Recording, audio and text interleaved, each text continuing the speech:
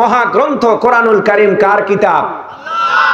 ভুল আছে, সন্দেহ আছে, কথাটা আমার কার? দুনিয়ার মধ্যে যত লেখক বই লেখে, উপন্যাস লেখে, গল্প লেখে, যত লেখক আছে চায় আমি ওই লেখকের থেকে আমি ভালো একটি বই লিখব, ওই লেখকের থেকেও আরো ভালো বই লিখব, ভালো গল্প লিখব, ভালো উপন্যাস লিখব, বই মেলায় আমার বইটা ভালো চলবে। যদি এভাবেই প্রতিযোগিতা থাকে, তারপরেও অনেক বড় বড় বই লেখে, গল্প লেখে, উপন্যাস লেখার পরে ওই লেখক বলে আমার বইয়ে ভুল হতে পারে, কারণ মানুষ ভুলের ঊর্ধ্বে নয়। যদি আপনাদের অধ্যয়নের সময় আমার লেখার বইয়ের মধ্যে ভুল আপনাদের নজরে পড়ে, আমাকে জানিয়ে দিবেন, পরবর্তী সংস্করণে সংশোধন করে দিব। কিন্তু আল্লাহর 30 পারা কোরআন নাজিল করার সাথে সাথেই আল্লাহ বলেছেন যালিকাল কিতাবু লা রাইবা ফীহি হুদাল লিল মুত্তাকিন।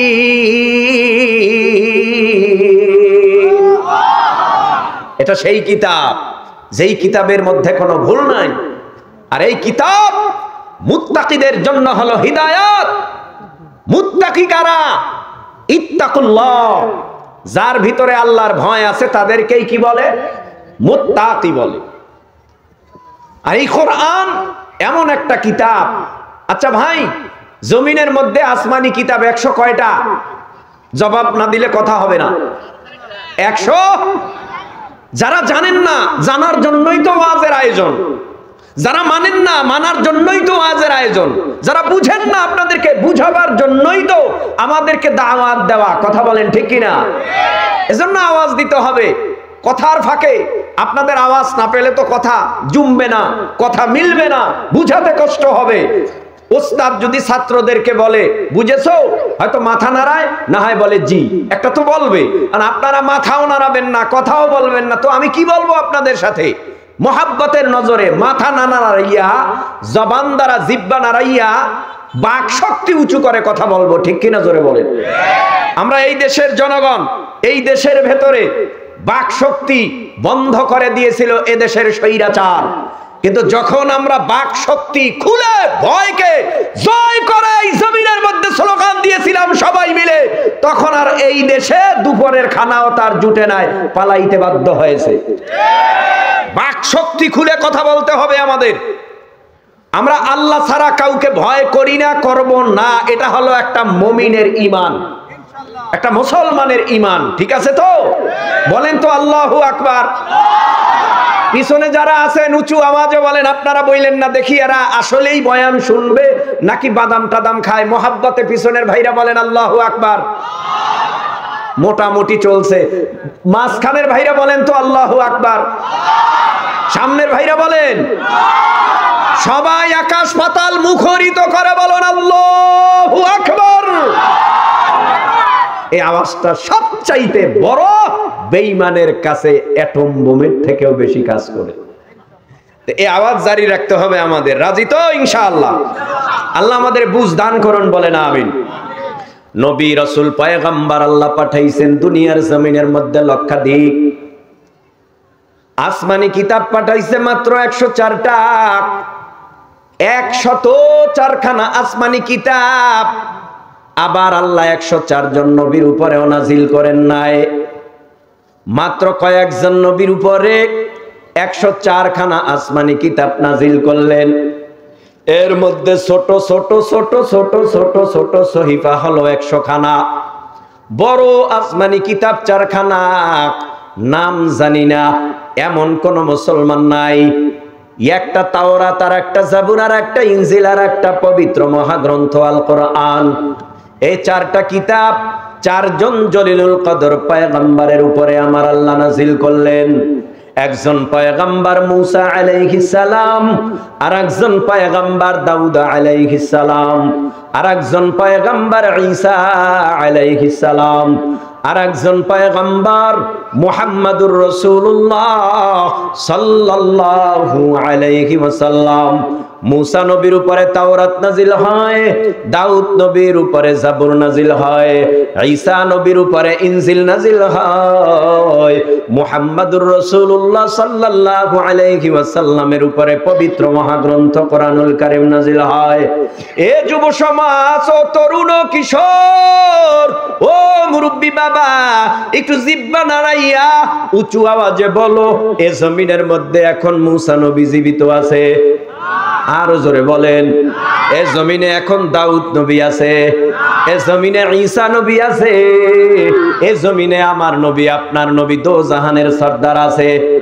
এ জমিনের মধ্যে মুসা নবী নাই।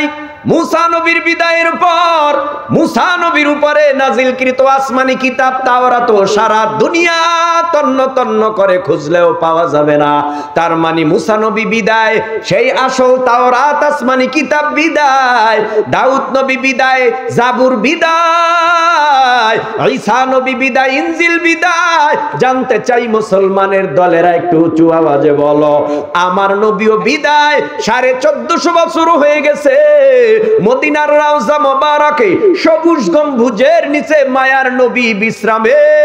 একটু জিহ্বা নাড়ায় বলো, আমার নবীর বিদায়ের পর নবীর উপরে নাজিলকৃত মহাগ্রন্থ আল কোরআন আজও সারা দুনিয়ার জমিনে আছে না নাই? ব্যাপার কি? মুসা নবী বিদায় হলো, তাওরাত বিদায়। তাওরাত তো আসমানি কিতাব, তাওরাত নাই কোরআন আছে কেন? জাবুর নাই কোরআন আছে কেন? ইনজিল নাই কোরআন আছে কেন?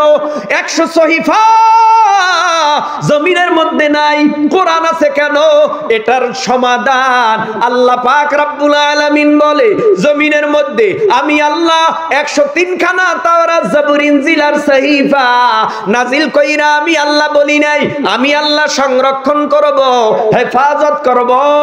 কিন্তু কোরআন নাজিল করার পর আল্লাহ পাক রব্বুল আলামিন বলেন, ইন্না নাহনু নাযালনা যিকরা ওয়া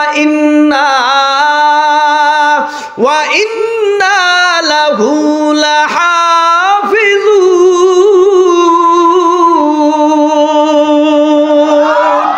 এই কালামে জিন্দা কুরআনে হাকিম, হিকমতে লা ইয়াজালাস্তু কাদিম, জামিউল ইলমি ফিল কুরআনে হাকিম, তাকাসুরাত আনহু আফহামুর রিজালি, বাখা কুরআন কালামুল্লাহ, বসানো কাদিমাস্তি কাদিমাস্তি নইন।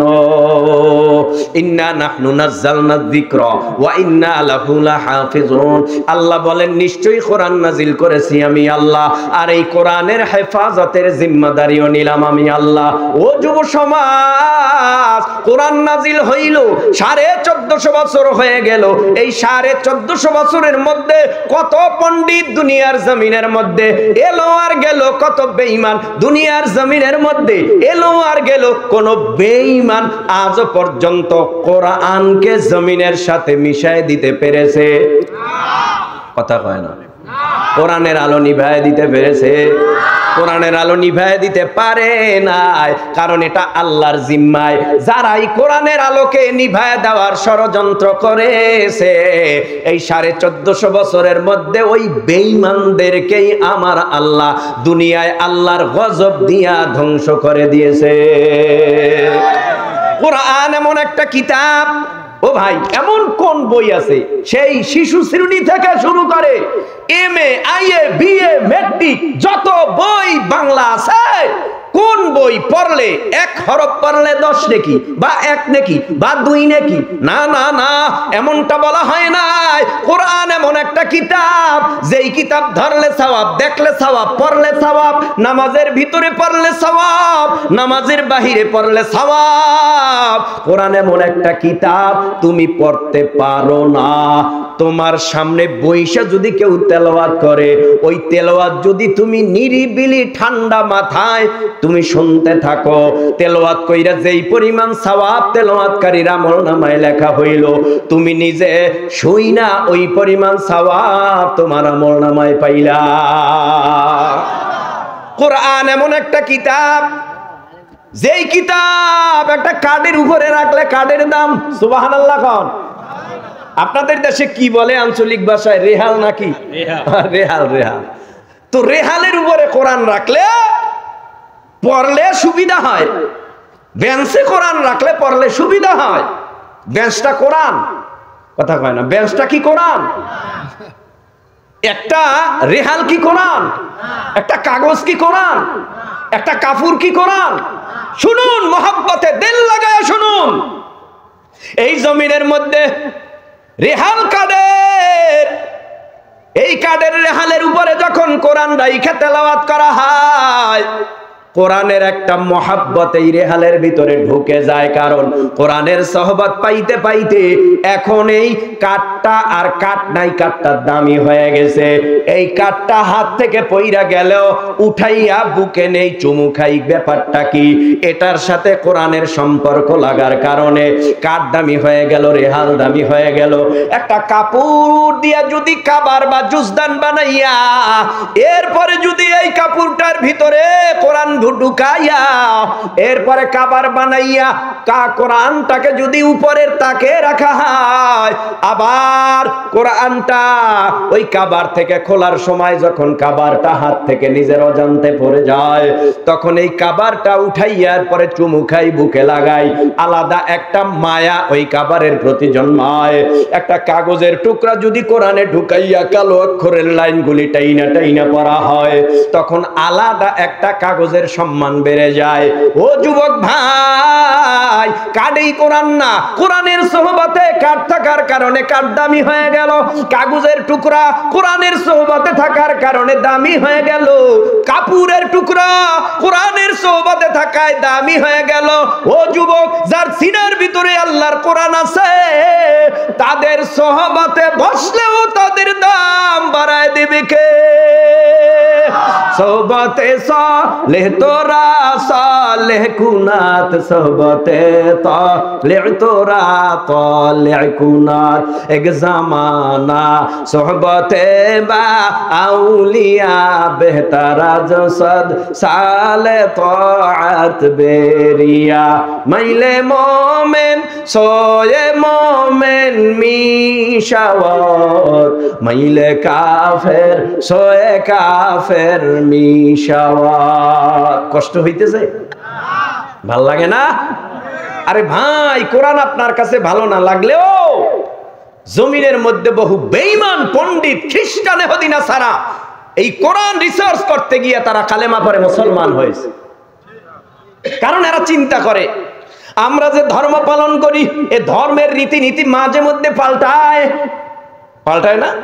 তাদের ধর্ম মাঝে মধ্যে এই কিছুদিন চললো, আবার কিছুদিন চললো না, এই কিছুদিন চললো, আবার কিছুদিন চললো না। কিন্তু মুসলমানের ইসলাম কোরআন সেই 1450 বছর আগ থেকে যেভাবে ছিল সেভাবেই আছে না নাই?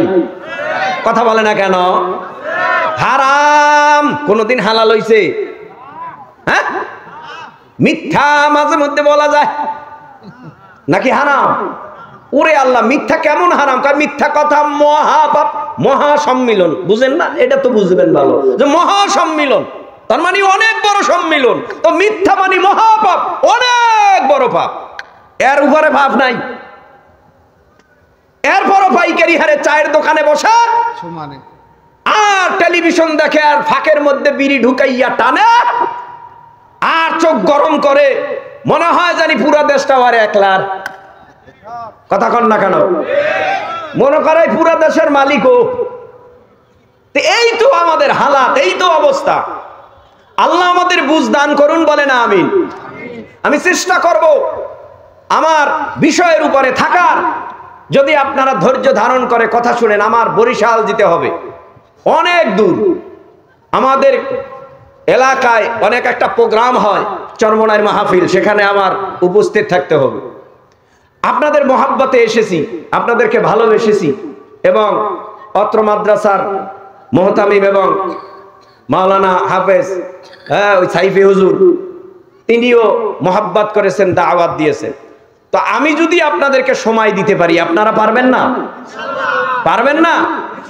ইনশাআল্লাহর আওয়াজে একেবারে দুর্বল, বুঝাই যায় না। আপনারা আলোচনা শুনবেন ইনশাআল্লাহ। আস্তে বলেন, আরো আস্তে বলেন। থাকবেন ইনশাআল্লাহ। নাস্তিকতা নিপাত যাক, দিন ইসলাম জিন্দাবাদ।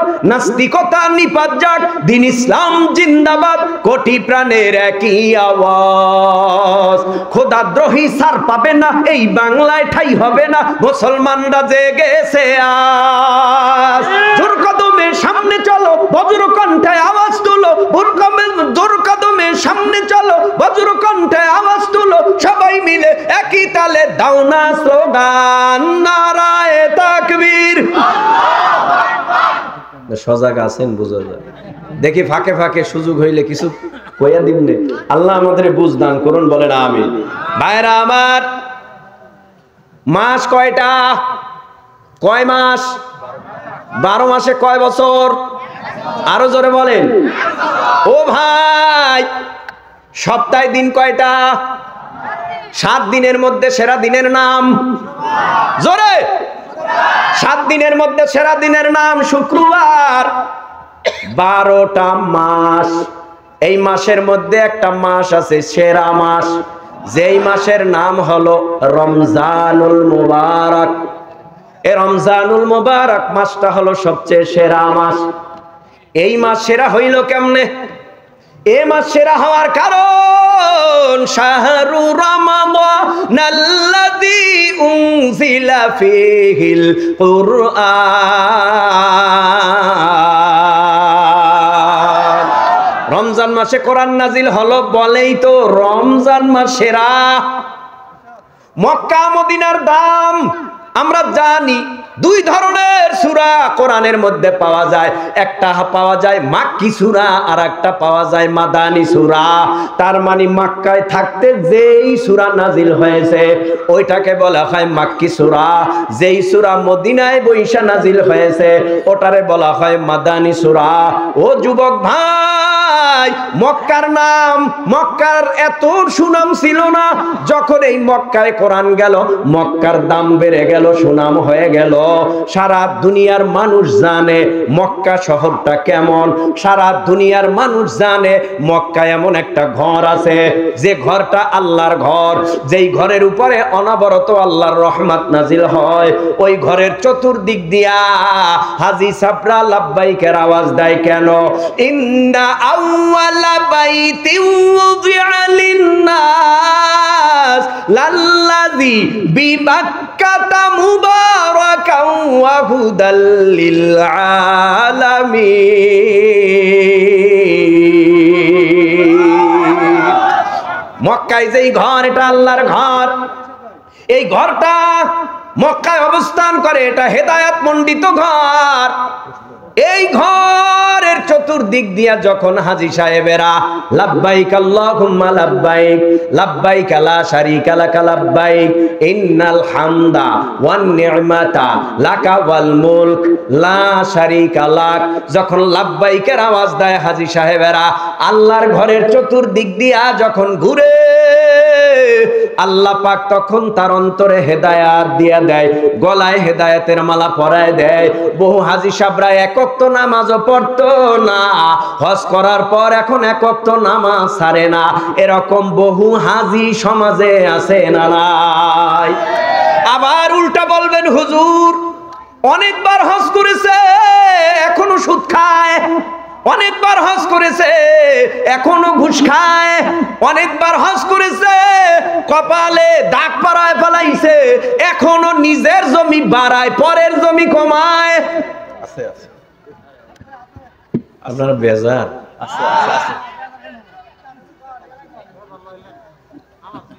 শক্ত কথা কমু? হ্যাঁ, পেটে ব্যথা হয়ে যাবে, কিন্তু পেটে ব্যথা হবে। তবুও পেটে ব্যথা হলেও তো এটার ঔষধ আছে দোকানে, কথা কন না কেন? তো পেটে ব্যথা হইলে পেটে ব্যথা থামানোর জন্য আমাদের কাছে অ্যান্টিবায়োটিক আছে, ওটা খাইলে আর পেটে ব্যথা থাকবে না। ঠিক কিনা জোরে বলে? আল্লাহ বুঝদান, জোরে বলে না আমিন। আপনাদের আওয়াজ যত বাড়বে আমারটা বাড়বে, আপনাদেরটা কমবে, আস্তে 2 হাত উঠে যাবে। আল্লাহুম্মা আমিন হয়ে যাবে। ভাইরা আমার, আখিরি জামানার পয়গম্বর মুহাম্মদুর রাসূলুল্লাহ সাল্লাল্লাহু আলাইহি ওয়াসাল্লাম বলেন, মক্কার ঘর খানায় কাবা বাইতুল্লাহটা এমন ঘর, যখন সর্বপ্রথম তোমাদের নজরে সরাসরি খানায় কাবা বাইতুল্লাহটা পড়িয়া যায়, তখন আল্লাহর কাছে ওই ঘর দেখা যেই দোয়া করবা, আমার আল্লাহ সাথে সাথেই তোমার দোয়া কবুল করে নিবে। প্রশ্ন হতে পারে, ও হুজুর, কত হাজি মক্কা মদিনায় দৌড়াইয়া আসছে, এখন ওই হাজি তো আগের থেকে আরে বেশি পাজি হয়ে গেছে, ব্যাপারটা কি? বহু হাজিরা মক্কা মদিনায় যাইয়া ভালো হয়, আবার বহু হাজিরা মক্কা মদিনায় যাইয়া আরো খারাপ হয়, কারণটা কি? এটার জবাব হলো, যারা মক্কা মদিনায় যাইয়া ভালো হয়ে গেছে তারা হালাল টাকায় হজ করেছে, যারা ভালো হয় নাই তাদের টাকার ভিতরে হারাম আছে। কি আজীব কথা হুজুর, আপনি দেখছেননি? আপনি দেখছেন হারাম আছে? আরে ভাই কই যাও ভাইয়া?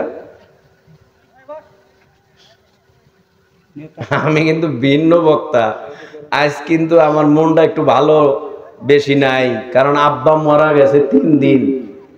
এই 3 দিন আব্বারে মাটি দিছি, এরপরও ঘোরা বন্ধ করি নাই, কারণ মাহফিল কমিটি তো কঠিন মানুষ।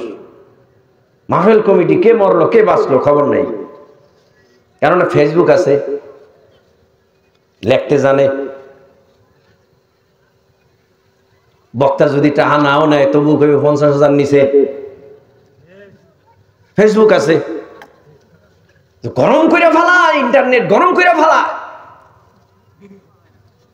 তো আব্বা মারা গেছে, আমার মনটা কত ভালো, 3 দিন হইল, শোক গেছে গা।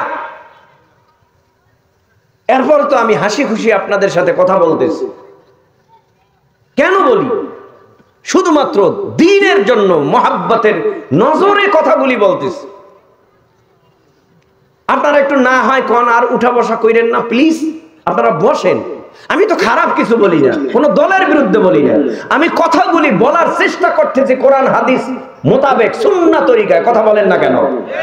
উঠা বসা করবেন না প্লিজ।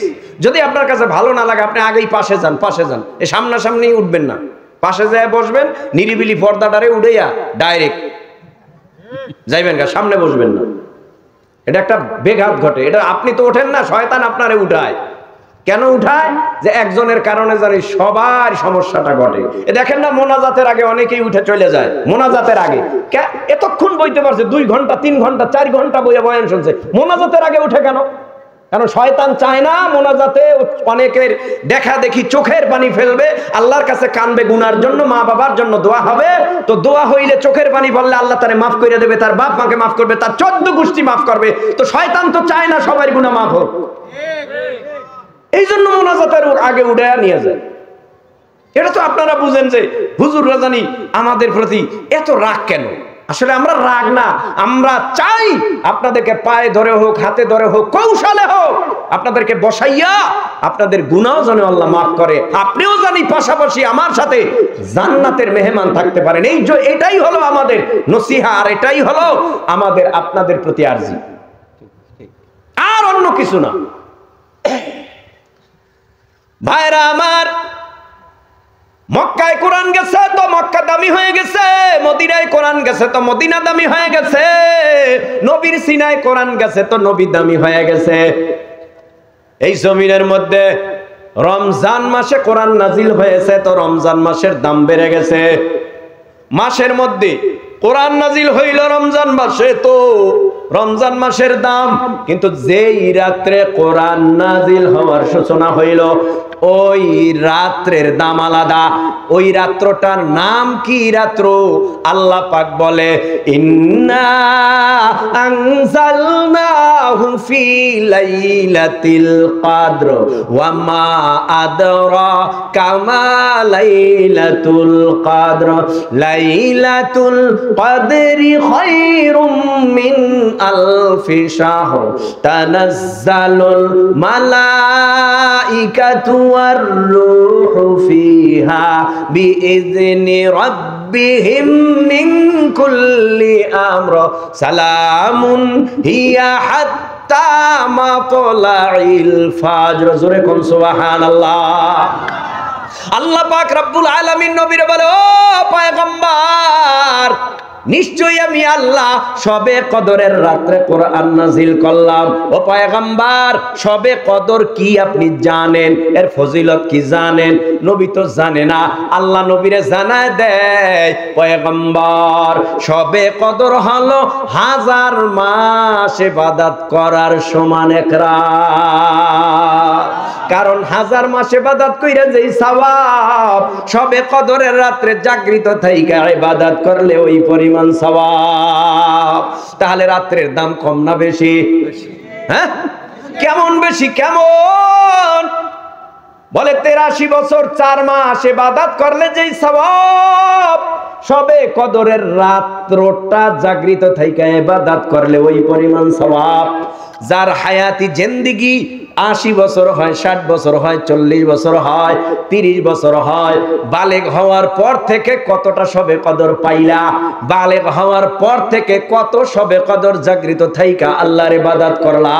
তোমার আমল নামায় কত সওয়াব। কারণ আল্লাহ পাকের নবী বলতেন, ও পয়গম্বর বলতেন, আল্লাহ অন্য নবীরা হায়াত অনেক লম্বা পাইছে, অন্য নবীর উম্মতেরা হায়াত অনেক লম্বা পাইছে, আমিও হায়াত পাবো কম, উম্মতেরাও হায়াত পাবে কম। ওরা লম্বা হায়াতে বেশি ইবাদত করেছে, 1000 বছর হায়াত পাইছে, 700 বছর 1300 বছর হায়াত পাইছে। এই হায়াতে ওরা বেশি নেক কইরা ফেলাইছে, আমার উম্মত হায়াত পাবে কম। ও আল্লাহ গো, এত নেক আমার উম্মত কেমনে করবে? আল্লাহ কয়, নবী আমি আপনার উম্মতের জন্য এমন একটা রাত্রি দিলাম, যেই রাত্রিটা জাগৃত ইবাদত করলে আমার আল্লাহ তারা আমল নামায় অনেক সওয়াব দিয়ে দিবে। আসো ভাই, আল্লাহ পাকের কোরআন থেকে যে আয়াতে কারিমা তেলাওয়াত করলাম, এই তো কয়েকদিন পরেই আমাদের মাঝে আসতেছে সিয়াম সাধনার মাস, রমজান মাস। আল্লাহ পাক কি বলেছে? ইয়া আইয়ুহাল্লাযীনা আমানু কুতিবা আলাইকুমুস সিয়াম কামা কুতিবা আলাল্লাযীনা মিন ক্বাবলিকুম লাআল্লাকুম তাত্তাকুন।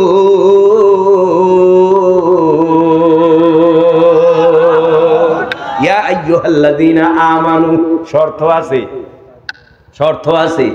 কি শর্ত? আমানু, হে ঈমানদারেরা। আল্লাহ বলে নাই হিন্দুরা, বৌদ্ধরা, খ্রিস্টানেরা, ইহুদি, নাসারা, চাকমা, মগ, শিখেরা তোমাদের উপরে রমজানের রোজা ফরজ করলাম। আল্লাহ বলে নাই ও হিন্দু তোমার উপরে রমজানের রোজা ফরজ, ও খ্রিস্টান, ইহুদি, নাসারা, চাকমা, মগ, শিখ, বেঈমানওয়ালা, বেঈমান, তোমার উপরে রমজানের রোজা ফরজ। আল্লাহ বলে নাই, শর্ত হলো আমানু। ইয়া আইয়ুহাল্লাযীনা আমানু কুতিবা আলাইকুমুস সিয়াম, আমি আল্লাহ তোমাদের উপরে ঈমানদারেরা রমজানের রোজা ফরজ করলাম, যেমনি ভাবে পূর্ববর্তীদের উপরে রমজানের রোজা ফরজ করেছিলাম। কেন ফরজ করলাম? লাআল্লাকুম তাত্তাকুন, যাতে তোমরা মুত্তাকি হতে পারো, আল্লাহ ভীরু হতে পারো। জোরে কোন সুবহানাল্লাহ। রমজানের রোজা সিয়াম পালন করলে আল্লাহ ভীরু হওয়া যায়, আল্লাহওয়ালা হওয়া যায়, বুজুর্গ হওয়া যায়। সুবহানাল্লাহ। রমজানের রোজা পালন করলে তাকওয়া অর্জন করা যায়। রমজানের রোজা কেমন? নবী কয় রমজানের রোজা হলো ঢাল স্বরূপ। ঢাল দিয়া কেন উদাহরণ দিতেন? বলে তদানীন্তন সময় নবীর যুগে ঢাল দিয়া শত্রুদের আক্রমণ রক্ষার্থে এই ঢাল ব্যবহার করত।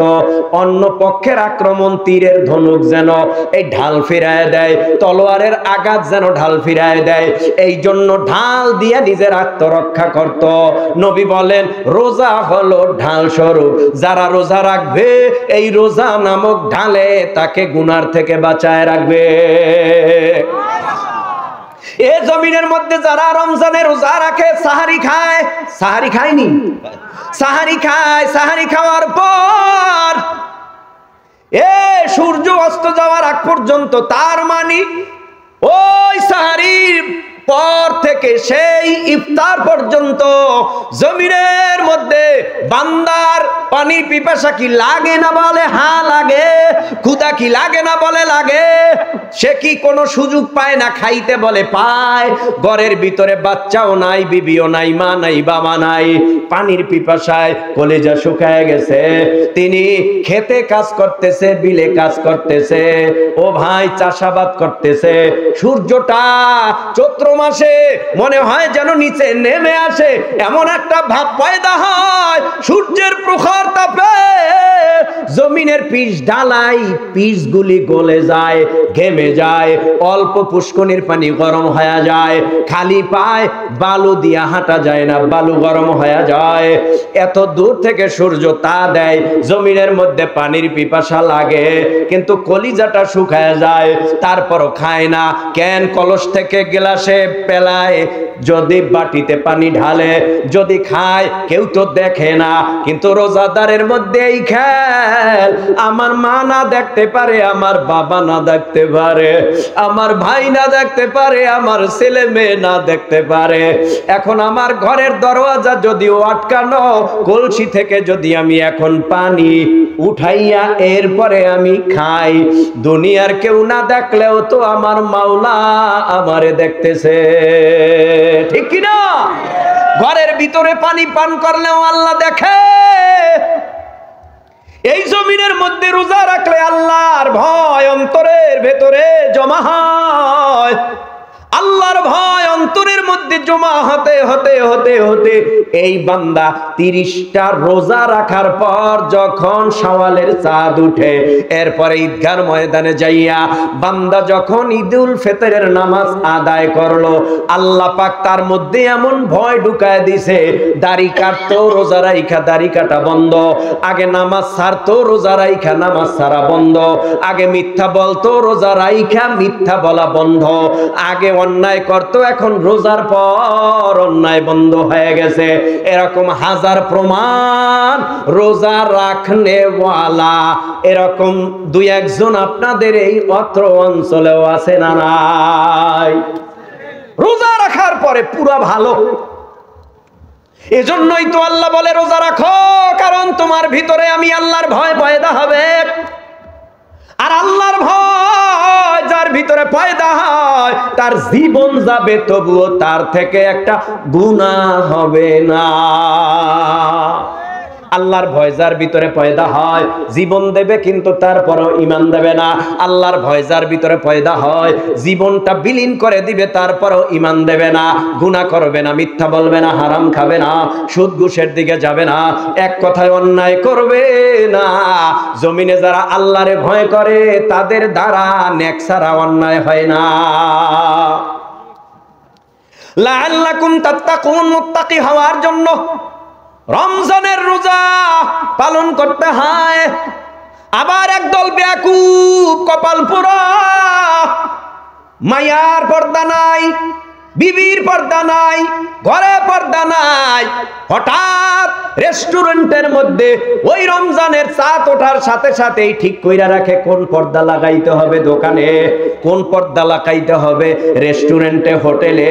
কারণ চোরেরা খাইবে, তাদেরকে যেন খাওয়ার মতো পর্দা দিয়া ব্যবস্থা করে দেওয়া যায়। রোজা চোরেরা খাবে, গোপনে খাবে, এজন্য পর্দা দেওয়া লাগবে না, এজন্য পর্দা দিয়ে রাখছে। আপনারা কি বেজার হন?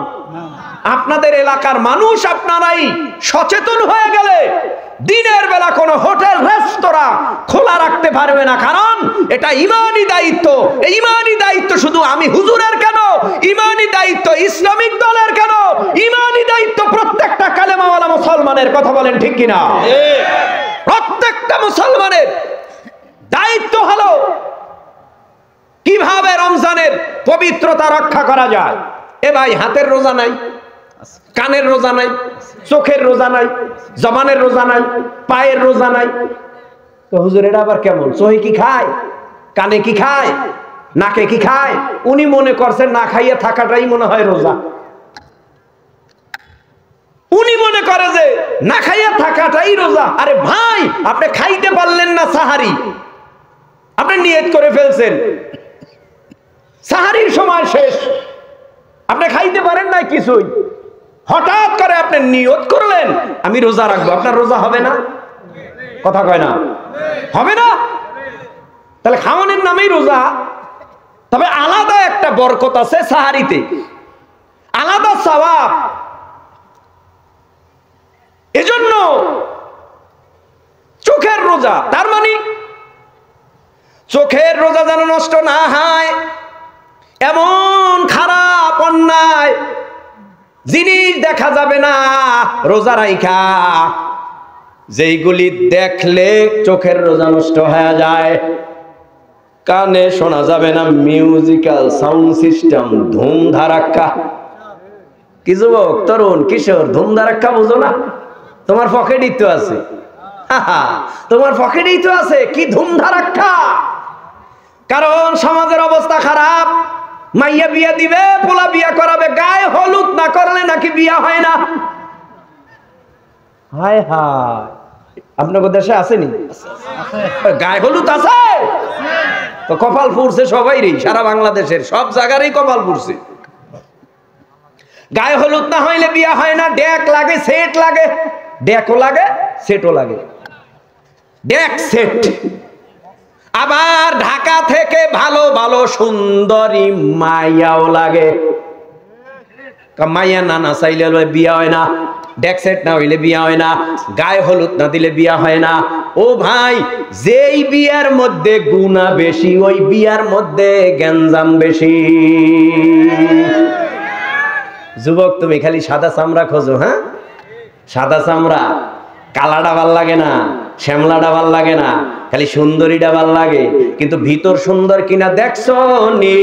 ভিতর সুন্দর না হইলে তোমার জীবনটা বরবাদ। ওই কত ধুমধাম কইরা বিয়া করছে, বিয়ার মধ্যে খালি গুনা গুনা গুনা গুনা গুনা গুনা গুনা, এমন কোন গুনাহ নাই বিয়ে করে না। জিনা হয়,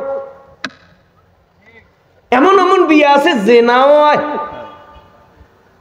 আচ্ছা, জেনার থেকে আপনি ওটা নালে বড়ই বললাম। আচ্ছা বলুন তো, আগে আমরা শুনতাম যাত্রায় মাইয়া নাচে, পরনে কিছু থাকে না, অর্ধ উলঙ্গ। কিন্তু ওই মাইয়াটা যদি এখন বাসায় আইনা তুমি এখন ওই গায়ে হলুদের অনুষ্ঠানে নাচাও, বলো যাত্রারে খারাপ না বইলা, তোমার এই তো বলা দরকার তোমার ঘরেই যাত্রার প্যান্ডেল। তোমার বাড়ি তো যাত্রা শুরু করছো তুমি। যুবক কেন যায় যাত্রায়? যায় কেন? ওই মাইয়াদেরকে দেখার জন্য, উলঙ্গ, হ্যাঁ, নাচ দেখার জন্য। কিন্তু ওখানেও তো সাউন্ড সিস্টেম চলতেছে, ধুমধারাক্কা, বাজতেছে আর নাচতেছে, ধুলতেছে। বাড়িতেও তো ধুলতেছে, নাচতেছে। তো ওই যাত্রাটা কমছে, ঘরের যাত্রাটা বাড়ছে। আপনি আমাকে খারাপ বলেন আর ভালো বলেন, দাওয়াত দিবেন কিনা জানি না। আপনার দাওয়াতের আশায় তো আর আমি এখানে আসি নাই। যেখানে রিজিক আছে সেখানেই যেতে হবে। কথা বলেন ঠিক কিনা? এজন্য মনে রাখতে হবে, গায়ে হলুদের নামের এই সংস্কৃতি, অসভ্যতার বেড়াজালে আমরা আবদ্ধ হব না। যুবক, যেই টাকাগুলি গায়ে হলুদে তুমি ব্যয় করবা, যেই টাকাগুলি মাইয়া নাচাইয়া বাড়িতে ব্যয় করতা, যেই টাকাগুলি অন্যায় কাজে অপরাধে ব্যয় করতা, ওই টাকাগুলি দিনের কাজে ব্যয় করবা। প্রয়োজনে তোমার বিবির জন্য কানের টানবা, নাকের টানবা, হাতের টানবা, গলার টানবা। ভবিষ্যতে তোমার ফায়দা হবে, তোমার বিবির উপকার হবে, তোমার ছেলে মেয়ের উপকার হবে। কিন্তু ডেকসেট বাজাইয়া টাকা ব্যয় করলা, গায়ে হলুদে টাকা ব্যয় করলা, এই টাকা দিয়া তোমার উপকার হবে না, বরঞ্চ এই টাকা ব্যয়ের কারণে তোমার হাতে জাহান্নামের শিকল লাগতে পারে। এগুলি করবেন না। করবেন, মনে রাখতে হবে, আমরা যারা এখানে আছি আমরা কেউ অমুসলিম না। আর যদি কেউ অমুসলিম থাকে, হিন্দু, বৌদ্ধ, খ্রিস্টান থাকে, তাদের জন্য সাধুবাদ। তাদের বিরুদ্ধে আমাদের কোনো কথা নাই, কারণ তাদের ধর্মে যা আছে এটা তাদের ব্যাপার। যার যার ধর্ম তার তার কাছে, লা ইকরাহা ফিদ্দিন, যার যার ধর্ম শেষে পালন করবে স্বাধীনভাবে, কোনো বাধা নাই।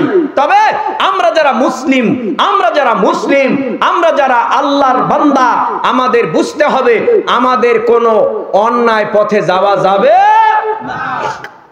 ওই যে বললাম সাদা চামড়া দেখে বিয়ে করতে চায়, কালা চামড়া ভাল লাগে না। বাবা মার চয়েসে বিয়ে নাই, ফোনে ফোনে বিয়ে হয়ে গেছে আগেই, পরে কয় মা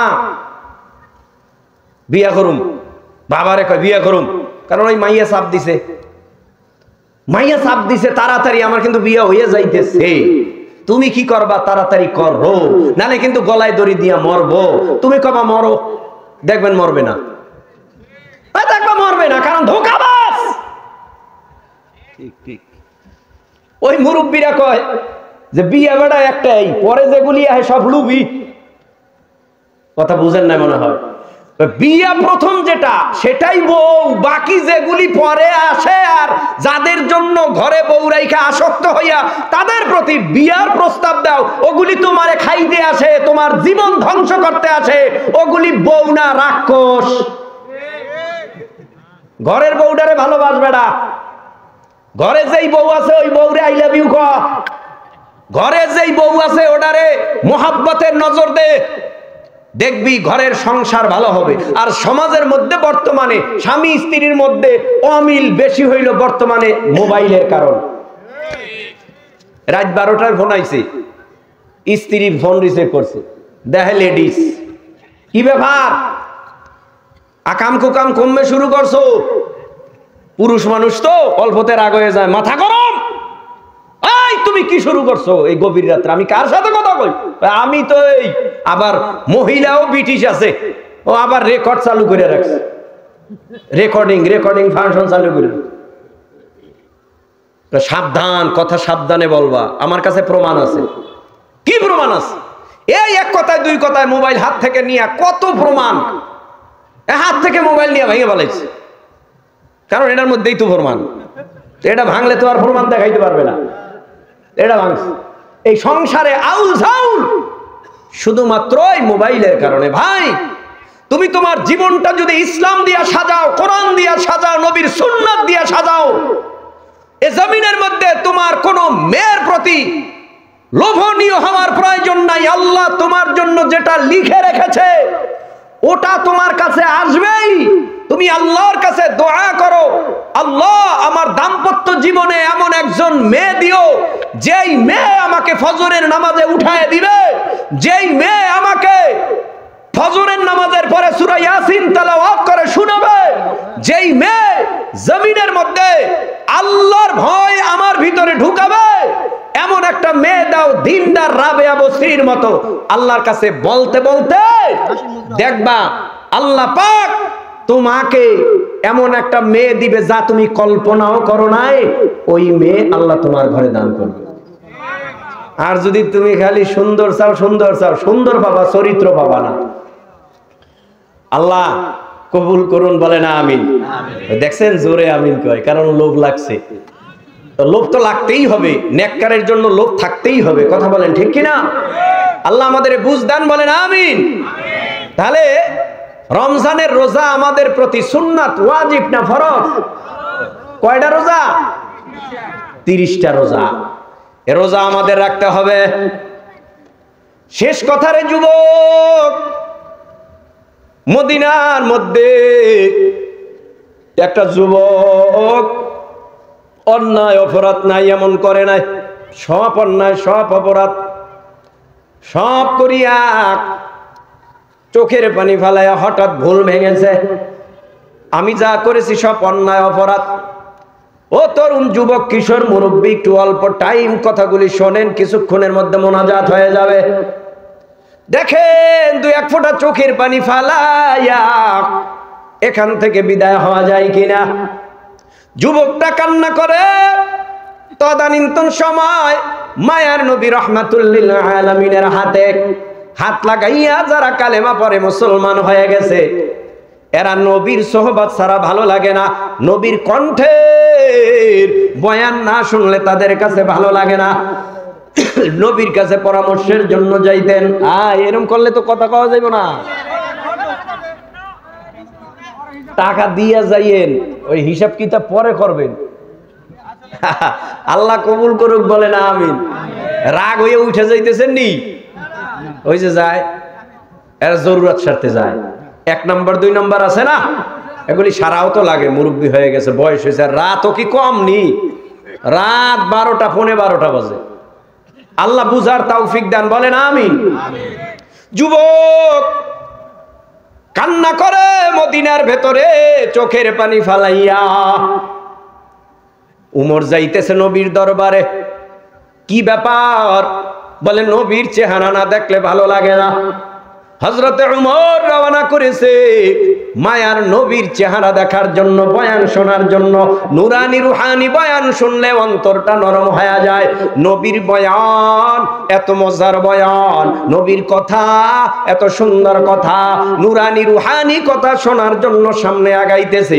হঠাৎ মায়ার নবীর দরবারে যায়, মদিনায় দেখতেছে একটা যুবক গড়াইয়া গড়াইয়া ফোফাইয়া ফোফাইয়া বাচ্চাদের মতো হাউ মাউ করে কান্না করে। হযরতে উমর বলে, ও ভাই যুবক, কান্না করো কেন? কি হইছে তোমার? কয় ভাই আমি বড় অপরাধী, জাহান্নামের আসামি, জাহান্নামের কে? আমি বড় অপরাধী। আল্লাহ কি আমারে মাফ করবে নাকি জাহান্নামে আমার জ্বলা লাগবে আমি জানি না, তবে আমি যেই পাপ করেছি মনে হয় আল্লাহ ক্ষমা করবে না। হযরতে উমর বলে, কি পাপ করেছো একটু শোনা যাবে? হযরতে উমরকে বলে, আপনি কি সহ্য করে থাকতে পারবেন আমার গুনার কথা শুনলে? কয় তুমি বলো না দেখি থাকতে পারি কিনা। এবার যুবক কান্না করে আর বলে, আমি এই পাপ করেছি, অন্যায় করেছি।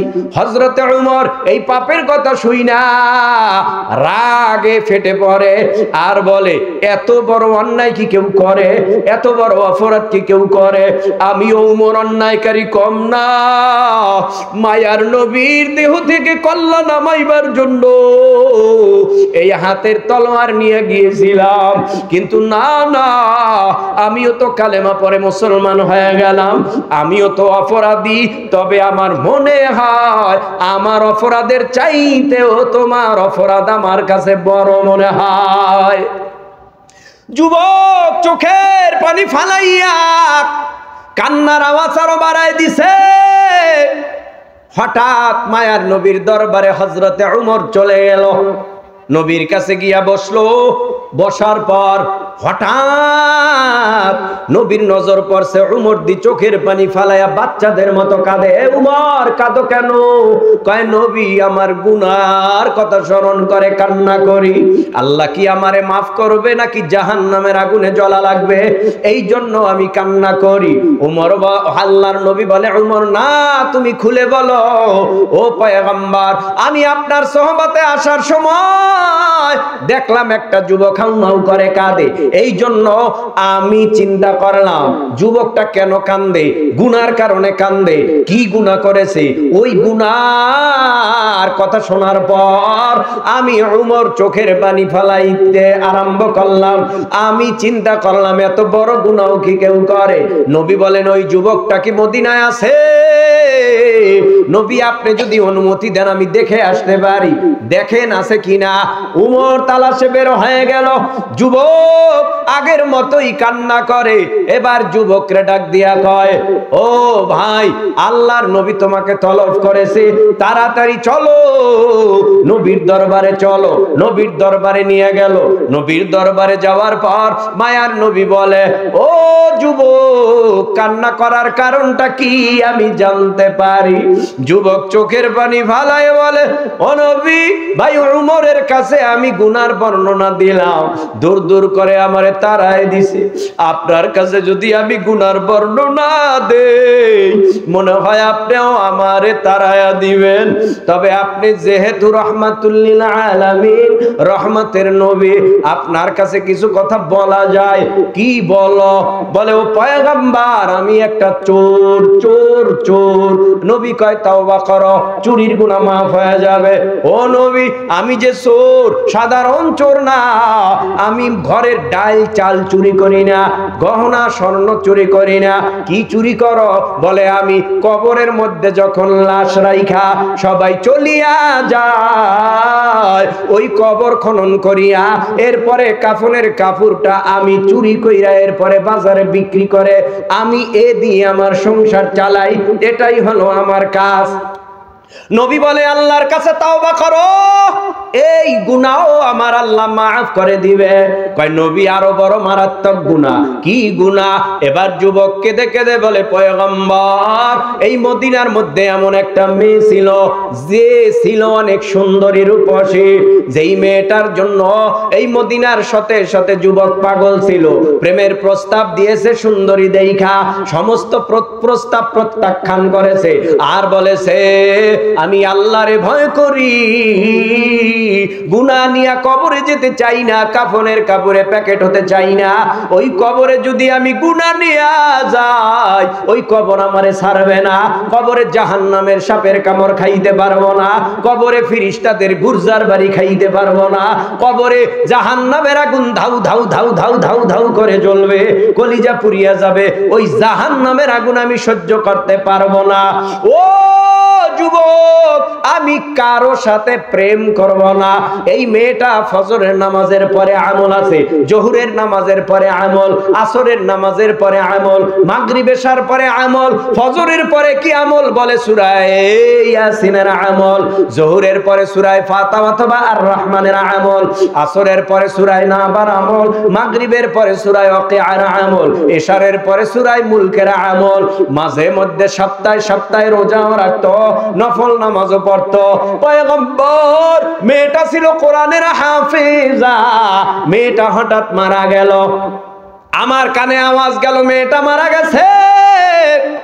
আমি তো পাগল, কেমন করে আমি তার কাফনের কাপড় চুরি করব? এই জন্য আমি ঘর থেকে বের হয়ে গেলাম। গভীর রাত, এই গভীর রাত্রে আমি যাইয়া আমি কবর খনন করলাম। এরপরে আমি কবরের প্রবেশ করলাম। কবরে প্রবেশ করিয়া মাথার কাপড়গুলা টাইনা টাইনা টাইনা টাইনা টাইনা টাইনা শরীরের কাপড়গুলি, কাফনের কাপড়গুলি খুললাম। ও পয়গম্বর, একটা কাপড় না, দুইটা কাপড় না, এমন 5টা কাপড় আমি খুইলা প্যাকেট বানাইলাম। আমি কবর থেকে উঠে যাব। এমন সময় শয়তান ওয়াসওয়াসা দিয়া কয়, ও যুবক, কাপন চোরা, জীবনে তো কম অন্যায় করস তাই, কাফনের কাপড় কম চুরি করস তাই, কিন্তু যেই মেয়েটার কাফনের কাপড় চুরি করতেছো, এই মেয়েটার দিকে তুমি একটু নজর দিয়া তাকাও। মেয়েটার চেহারা কেমন জানোনি? কত যুবক এই মেয়েটার জন্য পাগল ছিল জানো না? মেয়েটার দিকে তাকায় দেখো। শয়তান ধোঁকা দিয়া, ও পয়গম্বর, মেয়েটার দিকে আমি তাকাইলাম। মেয়েটার দিকে তাকাবার পর আমার কাম ভাব বেড়ে গেল। মন চায় তার সাথে জিনা করি। এই মৃত্যু লাশের সাথে আমি ওই কবরের মধ্যে বসে মেয়েটার সাথে জিনায় লিপ্ত হয়ে গেলাম। ও পয়গম্বর, জিনায় লিপ্ত হওয়ার পর ওই কবর থেকে আমি উঠে আসব, এমন সময় মনে হলো কবরের মেয়েটা জীবিত হইয়া আমাকে বলে, ও কাপনচোরা যুবক, জীবনে তো অন্যায় অপরাধ কম করো নাই, এখন আবার আমি আল্লাহর কাছে সব সময় দোয়া করেছিলাম, ও আল্লাহ গো, জীবনে গুনার স্পট আমার শরীরে লাগাই নাই, হায়াতে জিন্দেগিতে যেন আমার দ্বারা কোনো গুনাহ না হয়। ও আল্লাহ, তুমি আমারে মাফ কইরা কবরে নিও। আমি নিষ্পাপ হইয়া কবরে আসছি, গুনার স্পট লাগাই নাই, আমার দেহের মধ্যে অপবিত্রর ছাপ নাই, আমার দেহটা পবিত্র। এই কবরের মধ্যে আসছি, আমি ভাবছিলাম এই পবিত্র অবস্থায় আল্লাহর আদালতে উঠব, কিন্তু তুই এত বড় নেমো খারাম, এত বড় পাপিষ্ট, এত বড় আল্লাহর দুশমন, এত বড় আল্লাহর দুশমন, এত বড় বেঈমান, তুই আমার মতো একটা নেককার মানুষকেও ছাড়লি না, কবরের মধ্যে নাপাক বানাই দিছো। অপেক্ষা কর, কিয়ামতের ময়দানে আমি আল্লাহর আদালতে তোর বিরুদ্ধে মামলা দায়ের করব। ও পয়গম্বর, আমি হাঁটি, আমার কানে বেশি আছে, তোর মধ্যে কি আল্লাহর ভয় নাই? আমি খানা খাইতে যায়, আওয়াজ ভেসে আছে কানের মধ্যে, তোর মধ্যে কি আল্লাহর ভয় নাই? তুই কেমন কইরা জাহান্নামের আগুন সহ্য করবি? কবরের মধ্যে তুই আমারে নাপাক বানায় দিছ, কবরের মধ্যে আমার মতো মহিলাটাকেও তুই জেনা কইরা ফলাইছ। এই বলে কান্না করি, আমার ভিতরে ভয় ঢুকে গেছে। এই চেহারা আমি আল্লাহর আদালতে কেমনে দেখাবো? আমি মার কাছেও এই গুনার কথা বলতে পারবো না, বাবার কাছেও বলতে পারি না, কেউর কাছে বলতে পারি না। যদি দুনিয়ার কোনো মানুষ জানে আমি এই গুনাহ করেছি, তাহলে আমার গলায় জুতার মালা, ঝাড়ুর মালা পরায়া রাস্তায় রাস্তায় হাঁটাইতো। ও পয়গম্বর, এই অন্যায় আমি করেছি। নবীও কাঁদে, সাহাবায়ে কেরামও কান্না করে গুনার কথা শুই না। নবী বলে, এমন গুনাও কি কেউ করে? যাও তুমি আমার থেকে দূরে চলে যাও, না জানি আল্লাহর গজব নাজিল হয়, আল্লাহরে ভয় পাই। এই কথা বলে যুবক চলে গেল নিরাশ হইয়া। যাবে কোথায়? মার কাছে যাবে, বাবার কাছে যাবে, ভাইয়ের কাছে যাবে, সমাজের কাছে যাবে? না না না না না না না। এই যুবকটা যাইতে যাইতে মদিনার অনেক বড় উঁচু পাহাড়ের টিলায় উঠা কান্না করে আর বলে, নবীর কাছে গেছিলাম, আল্লাহ নবী আমারে তাড়াই দিছে, আমার গুনাহ মনে হয় অনেক বড়। ও আল্লাহ, কোথায় যাব? যাওয়ার মতো কোনো জায়গা নাই। তোমার দরবারে আমি আসছি, আমি তো অপরাধী। আল্লাহ তুমি তো আমারে বানাইছো, অপরাধ তো কইরাই ফেলাইছি, কিন্তু এখন যাব আর কই? তুমি মাফ না করলেও তোমার দুয়ার ছাড়বো না। তুমি মাফ করলে করো, না করলে নাই, কিন্তু তোমার দরজা ছাড়বো না। খানার খেল নাই, ঘুমের খেল নাই। এ বান্দা সেজদায় পরে কাঁদতেছে, চোখের পানি ফালাইতেছে। হঠাৎ একদিন, 2 দিন না, 10 দিন, 20 দিন, 30 দিন কান্না করলো। 40 দিনের দিন ফজরের নামাজ পড়া নবী সাহাবায়ে কেরামের দিকে মুখ ফিরে ঘুরে বসলো। হঠাৎ জিবরাইল আমিন আইসা নবীকে আল্লাহর তরফ থেকে কয়েকটা প্রশ্ন করলো। ও পয়গম্বর, আল্লাহর তরফ থেকে কয়েকটা প্রশ্ন করার জন্য আল্লাহ আদেশ করেছে। কে প্রশ্ন ভাই? জিবরাইল করো। কয়, সারা দুনিয়া কে বানাইছে? নবী বলেন, আল্লাহ বানাইছে। তামাম পৃথিবীর মাখলুক কে বানাইছে? কয়, আল্লাহ বানাইছে। রিজিক কে দেয়? বলে আল্লাহ দেয়। সবই আল্লাহ। কয়, হ্যাঁ। বান্দা যদি অন্যায় করে, গুনাহ আপনি ক্ষমা করেন নাকি আল্লাহ করে? কয়, আল্লাহ করে। কয়, 40 দিন আগে একটা কাপন চোরা জেনাকার যুবক আপনার কাছে এসেছিল, আপনার কাছে জায়গা হয় নাই। এই 40 দিন সেজদায় পড়ে পাহাড়ের উঁচু টিলায় কান্না করেছে। ওই যুবকের জায়গা আল্লাহর আদালতে হয়ে গেছে। চোখের পানি বিনিময় আমার আল্লাহ ওই যুবকের জীবনের গুনাহ মাফ কইরা নাম জাহান্নামের খাতার থেকে কাইটা আল্লাহ তার নাম জান্নাতের খাতায় উঠায় দিছে। মুসলমানি বুয়াদ গারদান নেহাদার আইনানে খুদ বদসতে খাজাদাদান গরবা সুরাত আদমি ইনসাবুদে আহমদ বু জাহলহানেক সাবুদে লা ইলাহা ইল্লাল্লাহ জোরে লা ইলাহা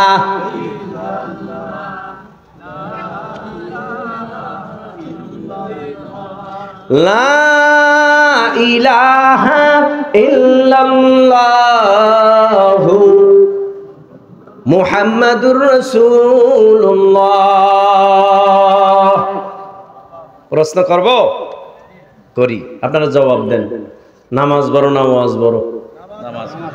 হ্যাঁ, সারা পৃথিবীর ওয়াজ এক জায়গায় জমা করলে ফজরের নামাজের 2 রাকাত ফরজের সমতুল্য হবে না। তাহলে এখনই মোনাজাত হবে। মোনাজাত সকলের জন্য প্রযোজ্য, ঠিক না? ঠিক। কারণ আদ-দুআউ মুখুল ইবাদা, দোয়ায় মানুষকে আল্লাহ হিরো বানায়, বদদোয়ায় মানুষকে আল্লাহ জিরো বানায়। বদদোয়া বুঝেন? বদদোয়া নিবেন না, কারো নিবেন না, খবরদার কারো থেকে বদদোয়া নিবেন না। ব্যবহার কারোর সাথে খারাপ করবেন না, মাপ চাওয়ার সুযোগ পাইবেন না, মাপ চাওয়ার সুযোগ আল্লাহ দিবে না। আগেই মাপ চায় রাখেন সবার কাছে, ও ভাই আমি যদি ভুল করে থাকি মাফ করে দিয়েন, এরকম মাপ চায় রাখেন। মার কাছে মাপ চায় রাখেন, মা আমার কথায় আপনি বেজার হইতে পারেন, মাফ করে দেন। বাবার কাছে মাপ চায় রাখেন, মুরব্বীদের কাছে মাপ চায় রাখেন, সমাজবাসীর কাছে মাপ চায় রাখেন। মসজিদে যান না ভাই, আপনি মসজিদে যান, 5 ওয়াক্ত নামাজে যান। মসজিদে গেলেই তো একজন আর একজনের সাথে দেখা হয়, কথা হয়, মাপ চান, আল্লাহর কাছে চান। এমন একটা সময় আসবে, আজরাইল যখন আসবে কাউকেই এই জমিনের মধ্যে সুযোগ দিবে না। আপনি আমি বলবো একটু দেও, একটু সময় দাও। দেখেন না মৃত্যুর সময় রুহুটা আসমানে যায়, জমিনে যায়, খালি দৌড়ায়, দৌড়াদৌড়ি করে, মৃত্যুর সময় পাগল হয়ে যায়, মৃত্যু ব্যক্তি পাগল হয়ে যায়। খাসা থেকে পাখিটা যখন উড়ে যায়, পাখি কি শান্তি, হ্যাঁ খুশি। আর যার এই জমিনের মধ্যে আল্লাহর ভয়, তাকওয়া, আল্লাহর হুকুম, নবীর তরিকায় চলেছে, এই ব্যক্তি মরণের সময় সুসংবাদ নিয়ে মরবে। সুবহানাল্লাহ কোন? ঘুমাইতে আছে, ঘুমাইতে আছে, সুবহানাল্লাহ কোন? কি সুসংবাদ? আল্লাহর তরফ থেকে রহমতের 500 ফেরেশতার এক কাফেলা নিয়ে আপনার বাড়িতে ঢুকবে। রহমতের 500 ফেরেশতার এক কাফেলা আসবে, আয়েশা বলবে ইন্নাল্লাযীনা ক্বালু রাব্বুনাল্লাহ সুম্মা ইসতাকামু তাতানাজ্জালু আলাইহিমুল মালাইকা আল্লা তাখাফু ওয়া লা তাহজানু ওয়া আবশিরু বিল জান্নাতিল্লাতী কুনতুম তুআদুন। তুমি যেই রবকে স্বীকার করে নিয়েছো, আমাদের রবকে আল্লাহ, আল্লাহকে যারা ইস্তেকামাতের সাথে স্বীকার করে নিছে, তাদের কাছে রহমতের ফেরেশতা আসবে 500। আয়েশা বলবে আল্লাহ তাখাফু, ওই ওলি আল্লাহ গাউস কুতুব নামাজি দিনদার মুমিন, তোর ভয় নাই। দেখছেন দেখছেন কত সুন্দরভাবে বলবে। এই ভাই এই বলাটা এখনো হতে পারে, এই বলাটা কিছুক্ষণ পরেও হতে পারে, এই বলাটা একদিন পরেও হতে পারে, এই বলাটা 1 বছর পরেও হতে পারে। বলাটা তো হবেই, বলবেই, কারণ মানুষ যেহেতু হয়েছি, প্রাণ যেহেতু আছে, মৃত্যু একদিন হবেই। আল্লাহ তাখাফু, ভয় নাই, ওয়ালা তাহজানু, তোমার চিন্তা নাই। যার চিন্তা নাই, যার ভয় নাই, তার কি আছে? সুবহানাল্লাহ। আল্লাহ বলবে তোমার সাথে যেই প্রতিশ্রুতি দিয়েছিল আল্লাহ জান্নাতের, এই জান্নাত তোমারটা তোমারে বুঝাইয়া দেওয়া হলো, এটাই তোমার জান্নাত। এই জান্নাত দেখে দেখবে জান্নাতে হুর গিলমান, জান্নাতে নিয়ামত দেখা মুস্কি মুস্কি হাসবে, কলিজাটা ভরে যাবে, মুস্কি হাসবে। ওই হাসি মুখে জান্নাত দেখতে দেখতে আজরাইল এই সুযোগে জান কবজ কইরা নিবে। জান কবজ কইরা নেওয়ার পর ওই যে হাসি দিছে জান্নাতের নিয়ামত দেখা, মরণের পরেও বহু ইমানদারের চেহারায় হাসি ফুইটা থাকে, থাকে না? হাসি ফুইটা থাকে। আবার যাদের চেহারা কালা হয়ে যায়, কালা, জাহান্নাম দেখায়, ওই যে দেখ জাহান্নাম, ওই দেখ জাহান্নাম, ওই দেখ জাহান্নাম। এটা তোর কামাই, তুই জীবনে যা করছ, তো জান্নাত পাবি না। জান্নাতও দেখানো হয়, জান্নাত দেখাইয়া বলবে এ জান্নাত থেকে তোকে বহিষ্কার করা হলো, এই যে জাহান্নাম দেখো, সেই জাহান্নাম তোর জন্য অবধারিত, এই জাহান্নাম তোর ঠিকানা। ভালো মানুষ হয়ে যাইতে চাই তো ওয়াদা করবেন 5 ওয়াক্ত নামাজ, নামাজ পড়বেন 5 ওয়াক্ত, কারা কারা রাজি? নারায়ে তাকবীর।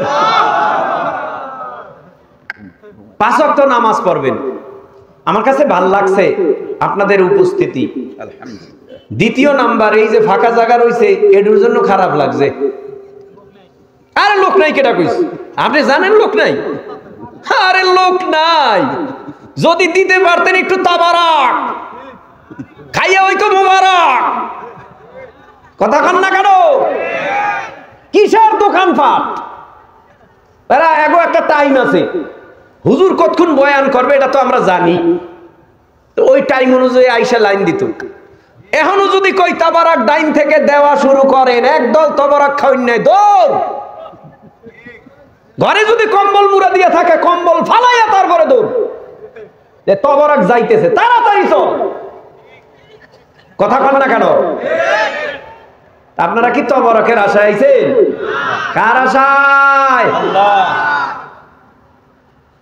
আবার দেখা হবে ইনশাআল্লাহ বলেন। বিশেষ করে আপনাদের মাদ্রাসার মুহতামিমের সাথে আমার পরিচয়, হ্যাঁ হাফেজ সাহেবের সাথে পরিচয়, বিশেষ করে আব্দুল সালাম সাইফি ভাই। আমি মোটামুটি এদিকে প্রোগ্রাম করলে ওনার মাদ্রাসায় থাকা হয়, ওনার মাদ্রাসায় এসেছিলাম ওয়াজে। সে সুবাদে এখানে আসা, যাদের মন ভালো তাদের কাছেই যাওয়া হয়, ঠিক না? যাদের মন দিল ভালো না তাদের কাছে যাওয়া হয় না। আমি তো যাই না, আপনারা জান কিনা জানি না। তো মন দিল ভালো, এদের জন্য দোয়া করবেন। বিশেষ করে এরা মোটামুটি ওয়াজ জগতেও আলোচনা বিভিন্ন জায়গায় করে, এদের জন্য দোয়া করবেন। আল্লাহ যেন দিনের জন্য কবুল করেন। আপনাদের এলাকার গৌরব, এই যে মাদ্রাসায় একজন হাফেজ হইল, এটা আপনাদের মাদ্রাসা এলাকায়, এটা আপনাদের জন্য গৌরব। এ হাফেজ তো আর হাফেজ থাকবে না, এ তো মাওলানা হবে। এ মাওলানা তো আর মাওলানা থাকবে না, এ তো মুফতি হবে। এ মুফতি তো মুফতি থাকবে না, তো মুহাদ্দিস হবে। সারা পৃথিবী ঘুরে ঘুরে দিনের আওয়াজ দেবে। তার মানে এক হাফেজ সব দিয়া লক্ষ হাফেজ তৈরি হবে। তো সওয়াব তো পাইতে থাকবেন। আল্লাহ তাআলা বুঝার তৌফিক দেন। এবং যারা আমরা উপস্থিত আছি মোনাজাত দেব আপনাদের। আমি মা নাই, আমার মতো এতিম আর কেউ নাই। এতদিন বাবাই ছিল, মা গেছে 2 বছর আগে, বাবাই গেল 2 বছর পর। আমার মতো এতিম আর কেউ নাই। আমার মতো মা বাবা হারা এতিম কারা আছেন? একটু হাত জাগান তো। মাও নাই বাবাও নাই, এমন কারা আছেন? হাত নামা। এতিমের দোয়া আল্লাহর দরবারে কবুল হয়। আসুন আমরা সবাই সবার জন্য দোয়া করব। দোয়ার আগে আপনাদের এখানে যারা আছেন, কালেকশন তো মাশাআল্লাহ দীর্ঘ টাইম হয়েছে, কি দিছেন না দিছেন আপনারাই তো জানেন। এই মাদ্রাসার জন্য সব সময় আপনারা অক্লান্ত চেষ্টা করবেন। এটা আপনাদের প্রতিষ্ঠান, এলাকার প্রতিষ্ঠান। আমি তো ওই তম দেখা, কত তম, এই তম দেখা তো আশ্চর্য। 38তম মাহফিল জলসা কয় আপনাকে দেশে। আর মাহফিল কইলে বোঝা যায় না? বুঝেন, এটা আপনাদের এলাকার একটা আঞ্চলিক ব্যাপার, তাই না? তো এই 38তম প্রোগ্রাম 2 বছর পরে কয় বছর হইব? 40। অনেক পুরাতন প্রতিষ্ঠান, পুরাতন মাদ্রাসা। এই মাদ্রাসা থেকে বহু হাফেজ বের হয়েছে।